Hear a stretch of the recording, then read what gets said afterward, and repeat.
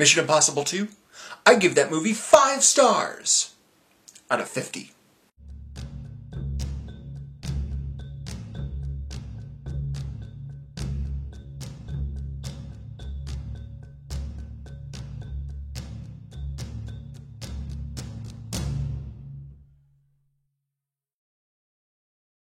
Hi everyone, Luke Ryan, aka Razorwire Review, he did a video last week, or a few days ago anyway, about ratings. How do you rate movies? And there's lots of different ways to rate movies based on which site you use, of course.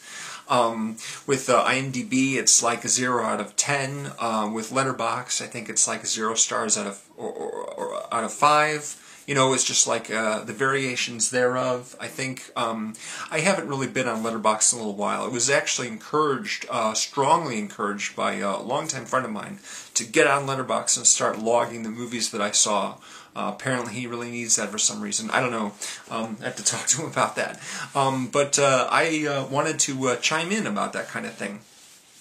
Luke mentioned, of course, Roger Ebert. The 4-star standard that he kind of had for his years as a newspaper critic. And a lot of the books that he published contained those same 4-star ratings. And it wasn't just him, of course. It was also Gene Siskel, his partner on the TV show At the Movies, or Siskel and Ebert, whichever phase you are thinking about. Gene Siskel also rated his movies and his articles for the Chicago Tribune out of 4 stars, 4 being the maximum. And of course, all the other staff writers that reviewed movies for those papers applied that same standard, 0 being the worst, 4 being the best.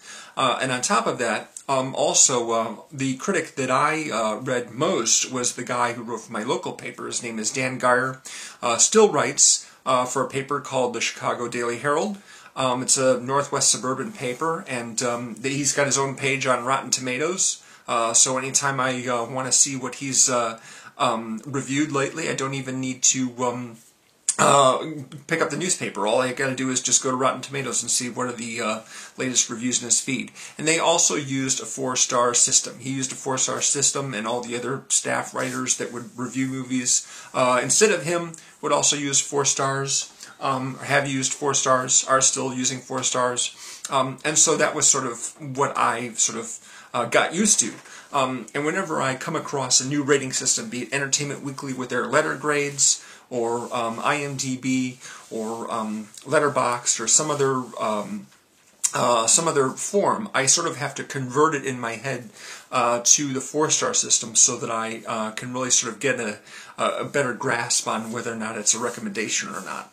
The way the 4-star system usually works is if a movie gets a 3-star rating, then that is generally a recommendation. It is a good movie, one that you would probably like, especially if you like the genre that it's in.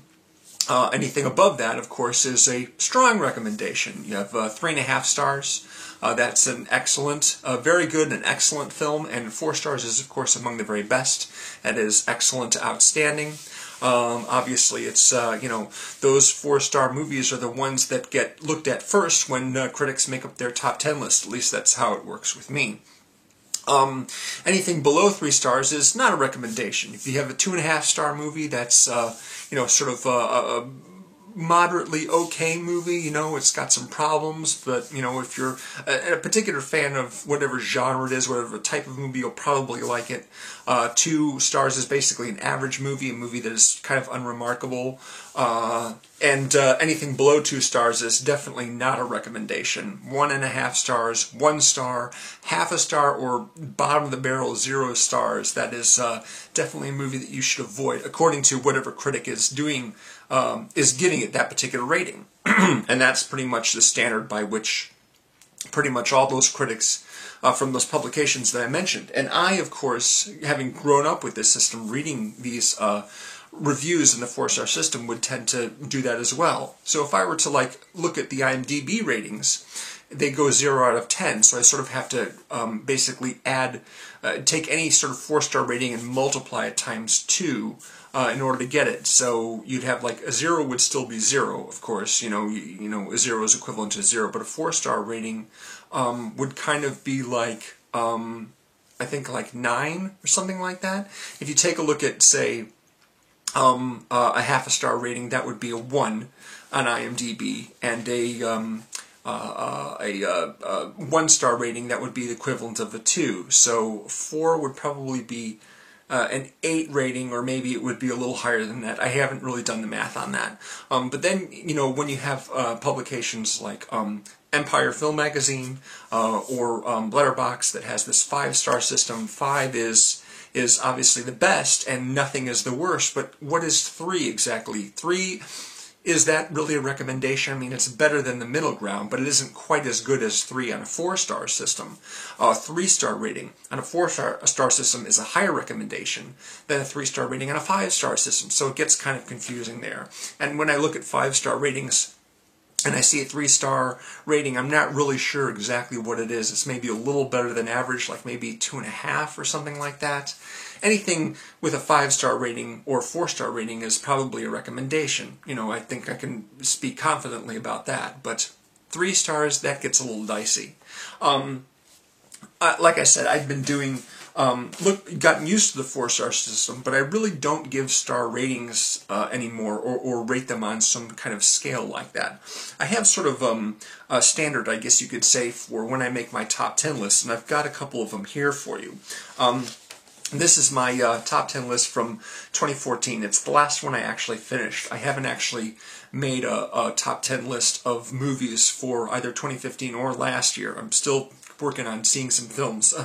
But basically, if you take a look here, you've got some major studio movies, some Oscar-worthy, Oscar-nominated stuff. You've got, you know, Gone Girl. It managed to sneak into the top, the 10 position. That's, you know, David Fincher, of course. There's a foreign language movie. There's some indie movies you might not have heard of. This movie, Kill the Messenger, is set in the 70s, and it has Jeremy Renner in it as a journalist, based on a true story. The Babadook, you know about that. But if you notice, all these titles are in bold. I've got the directors listed here, but the titles themselves are in bold. Now I wanted to show you my top 10 list from 1997, and I've revised that a little bit here and there. Crash, the Cronenberg movie, used to be in the top 5. It's a bit lower now because my affection for Donnie Brasco grew a bit, and also the movie Citizen Ruth, which was Alexander Payne's first film.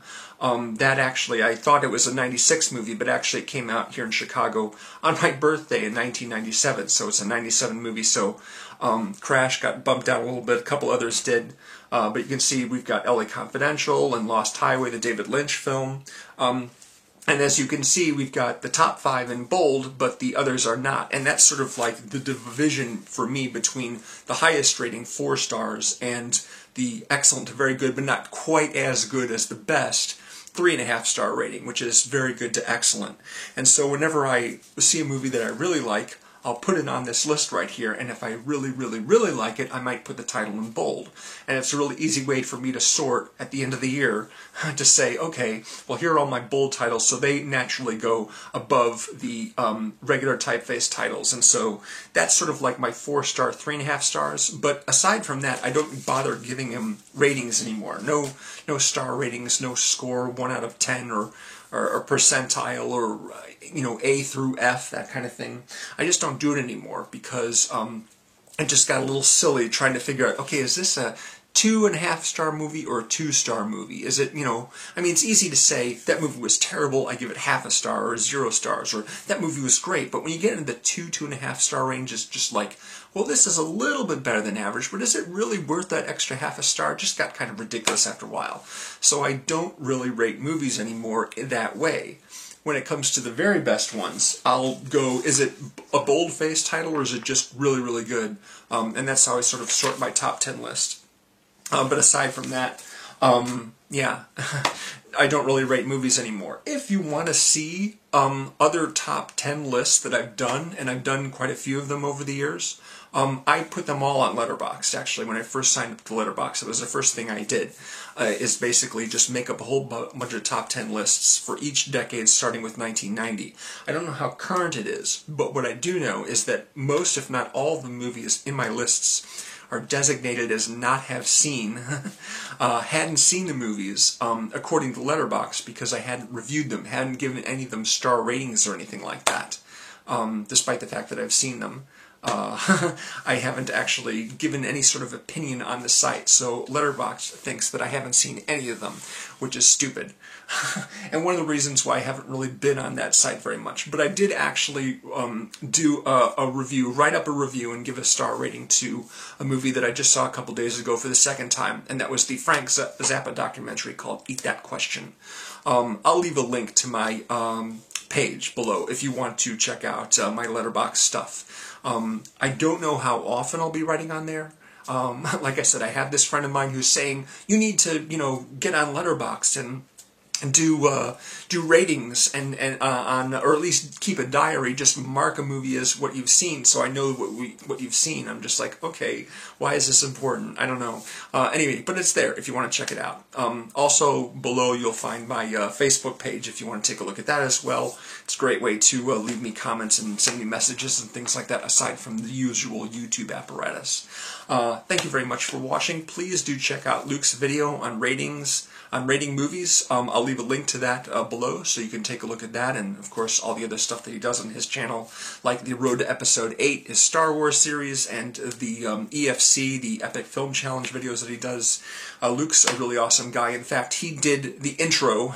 He put together the intro that you saw at the beginning of this very video, which I try and put as many videos as I make. So, thanks for watching. And of course, my usual series is every Friday, my Decades of Action Challenge series, so look forward to a new video there on Friday. Take it easy.